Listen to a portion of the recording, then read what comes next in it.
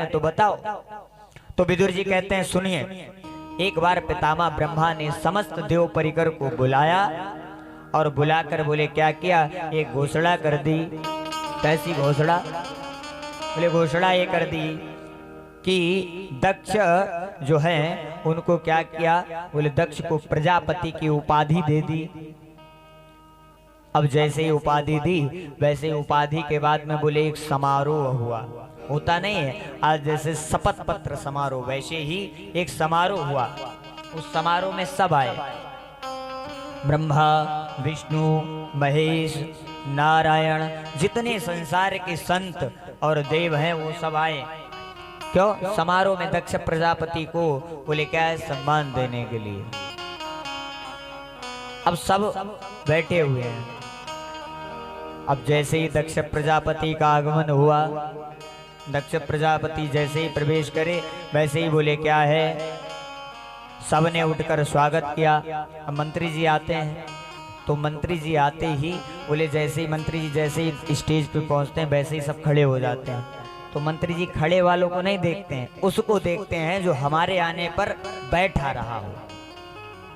खड़े वाले को बाद में देखेंगे, हमारे आने पर कौन बैठा है नजर वो घुमा के देखेंगे। कभी अपनी पहचान बनानी हो मंत्री जी के सामने तो बैठे रहना। तो बोले क्या हुआ, तीन जो देव हैं वो बैठे रहे। अब बोले क्या हुआ, दक्ष आए और आते ही बोले जैसे ही प्रजापति की जो गद्दी है उस पर दक्ष विराजमान हुए, बुद्धि भ्रमित हो गई।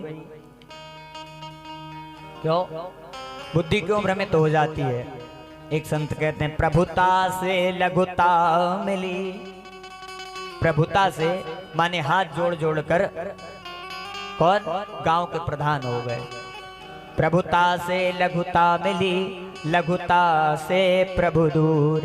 जैसे ही प्रधान बने वैसे ही बोले क्या पहले तो जानते थे ये अनिल हैं, ये राकेश हैं, ये रामचंद्र हैं, और उसके बाद में क्या हुआ, बोले सबको भूल गए। प्रभुता से लघुता मिली, लघुता से प्रभु दूर। जैसे ही दक्ष को प्रजापति का आसन मिला वैसे ही क्या बुद्धि भ्रमित हो गई, सबका सम्मान भूल गए और एकदम उपदेश करने लगे। उपदेश दे रहे हैं कि बताओ कोई सम्मानीय व्यक्ति अगर आके खड़ा हो तो उसके सम्मान में सबको खड़ा होना चाहिए। और मैं तो दक्ष प्रजापति हूं, देवताओं का प्रजापति हूं। सब खड़े हैं। मन में विचार करा कि चलो नारायण बैठे हैं, ये तो हमारे बाबा जी हैं, नारायण हैं दक्ष के, ये बैठे हैं, कोई बात नहीं है, बड़े बुजुर्ग हैं, इनसे सम्मान लेने की कोई वो नहीं है। ये बैठे हैं, कोई बात नहीं। ब्रह्मा जी बैठे हैं, ये हमारे पिताजी हैं, तो बोले ये बैठे हैं, इनसे भी कोई लेना देना नहीं।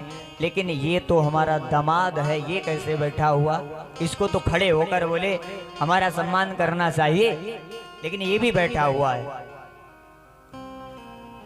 लेकिन भगवान शिव तो किसके धुन में है? बोले भगवान शिव हर समय किसको जपते हैं। देखा अब और जो देवता थे वो तो बैठे हुए, भगवान शिव जो है वो नहीं खड़े हुए।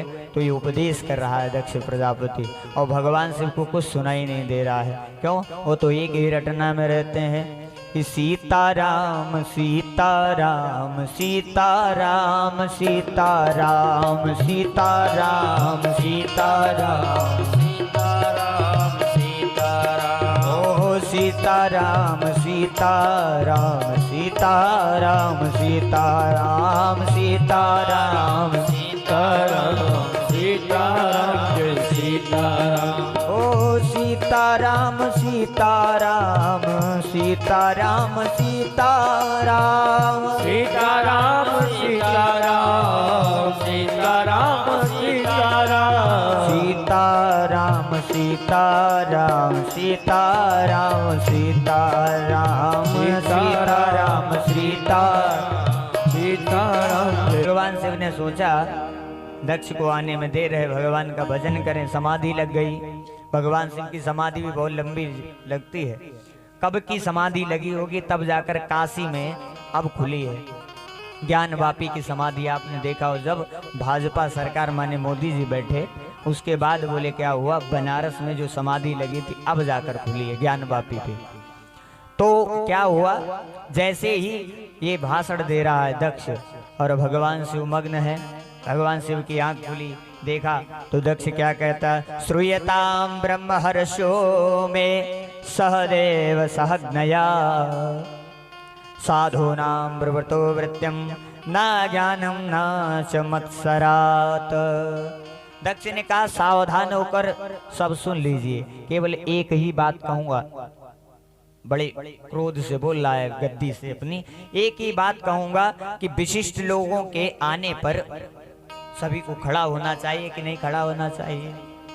सब लोग कह रहे हैं हाँ भैया खड़ा होना चाहिए। कुछ भी धीरे से पूछ रहे हैं अरे खड़ा कौन नहीं हुआ, सब तो खड़े हैं। बोले बाबा सबसे पीछे हैं, और सबसे पीछे वाला बोले दक्ष को दिखा, उसी को बोले दक्ष जो है अपने उस अपमान को देख देख कर बोले बार बार भोलेनाथ के लिए उपदेश दे रहा है, खड़ा होना चाहिए, सम्मान करना चाहिए। कोई सम्माननीय व्यक्ति हो तो उसके लिए क्या करना चाहिए। बोले क्या है, ऋषियों ने पूछा हुआ क्या। अरे बोले देखो ना ये कैलाश का निवासी बैठा हुआ है, भगवान अपने आप को बड़ा भूत प्रेतों का महान भगवान समझता है। शिष्टाचार भी कहां से आएंगे, भूत प्रेतों के साथ रहता है, इसीलिए शिष्टाचार लोगों में रहे तो शिष्टाचार आए, लेकिन इसके अंदर कोई शिष्टाचार नहीं है। और बोले इसने क्या क्या किया दक्ष ने। बोले दक्ष ने कहा अयम तो लोकपालानाम ये सग्नो निरपन्नपा। उपदेश देते देते बोले इतना इसकी बुद्धि भ्रमित हो गई, बोले इसने भगवान के लिए उल्टे सीधे वाक्य प्रयोग करना शुरू कर दिया। भगवान के लिए उल्टे सीधे वाक्य कह रहा था, तो बोले भगवान के बारे में कहते कहते इसने क्या कह दिया। बोले किसी भी समारोह में भगवान शिव को आमंत्रण नहीं दिया जाएगा,